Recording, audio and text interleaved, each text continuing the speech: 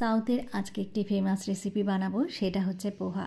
এই পোহা আমাদের বাড়িতে সবাই খুবই ভালোবাসে, আর বেসিক্যালি আমার তো খুবই ভালো লাগে। আমাদের বাগানে কারি পাতার গাছে একদম ভরে গেছে, সেখান থেকে আমি কতগুলো কারি পাতা তুলে নিলাম। প্রথমেই একটা গোটা গাজরকে একদম সরু সরু করে গ্রেট করে নিচ্ছি। যত ছোট গ্রেটার দিয়ে করবেন তত সরু সরু গাজরটা গ্রেট হয়ে আসবে আর একদম এরকমভাবে হয়ে যাবে। তারপর আমি এখানে প্রায় 4 কাপ পরিমাণ চিড়ে, এই চিড়েটা কিন্তু একদম মিডিয়াম সাইজের আছে। এটা খুব একটা পাতলাও না আর খুব একটা মোটাও না। এই চিড়ে দিয়েই পোহাটা খুবই ভালোভাবে তৈরি হয়। এখানে আমি একটু বেশ খানিকটা পরিমাণ জল দিয়ে ধুয়ে নেব। এই ধোয়াটা কিন্তু একবার বা দুবার, এর বেশিবার ধোয়া যাবে না, তাহলে কিন্তু চিড়েটা একটু নরম হয়ে যাওয়ার সম্ভাবনা রয়েছে। তারপর এই জলটাকে ঝরিয়ে দিয়ে 1 ফোঁটা যাতে জল না থাকে সেইভাবে শুকনোভাবে রেখে দিতে হবে।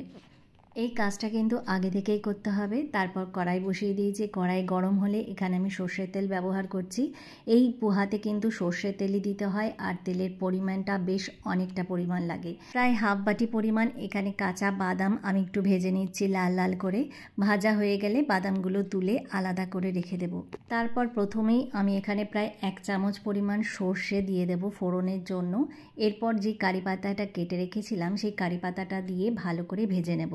কারি পাতাটা কিন্তু একটু ভালো করে ভেজে নিতে হবে। ভাজাটা হয়ে গেলে আমি একটুখানি পেঁয়াজ গ্রেট করে রেখেছি, সেই পেঁয়াজগুলো এর মধ্যে অ্যাড করে দেবো। এই পেঁয়াজটা কিন্তু একটা ছোট পেঁয়াজই দিচ্ছি। তারপর আমি এখানে একটা ক্যাপসিকাম কুচিয়ে নিয়েছি একদম ছোট ছোট করে।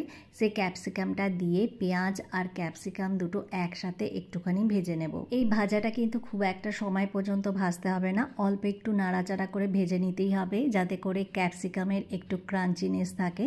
তারপর যে গাজরটা গ্রেট করে রেখেছিলাম সেই গাজরটা এর মধ্যে দিচ্ছি।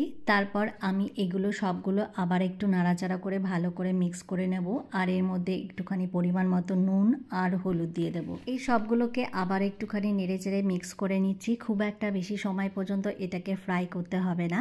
একটুখানি নরম হয়ে এলে এর মধ্যে যে আমি চিড়েটাকে একটুখানি জল দিয়ে শুকিয়ে রেখেছিলাম সেগুলোকে আমি এর মধ্যে অ্যাড করে দেবো। এই অবস্থায় কিন্তু ফ্লেমটাকে হাই করে অনবরত মিক্স করে নিতে হবে, যাতে করে পোহাটা একদম ভালোভাবে এর মধ্যে মিক্স হয়ে যায়, ভেজিটেবলের সাথে। তারপর আমি এর মধ্যে বেশ খানিকটা পরিমাণ চিনি আর স্বাদ অনুযায়ী একটু নুন দিয়ে দেবো। যেহেতু চিড়ের পরিমাণ অনেকটাই বেশি, তাই জন্য চিনির পরিমাণটা কিন্তু একটু বেশি করে দিতে হবে। আপনার যে যেরকম খাবেন সেই অনুযায়ী দেবেন। এরপরে আমি একটুখানি এর মধ্যে পেরি পেরি মশলা অ্যাড করছি। আপনাদের কাছে যদি না থাকে তাহলে এটা স্কিপ করতে পারেন। এর বদলে আপনারা একটু ব্ল্যাক পেপার বা গোলমরিচের গুঁড়ো অ্যাড করতে পারেন, এর ফলেও স্বাদটাও খুব ভালো হয়। আর আমি ওপর দিয়ে একটুখানি জুলিয়ান করে আদা কেটে রেখেছিলাম সেটাকে দিয়ে দিলাম, আর একটু ধনেপাতা অ্যাড করছি। আর শেষে ভেজে রাখা যে বাদামগুলো রেখেছিলাম সেই বাদামগুলো দিয়ে ভালো করে মিক্স করে নিচ্ছি।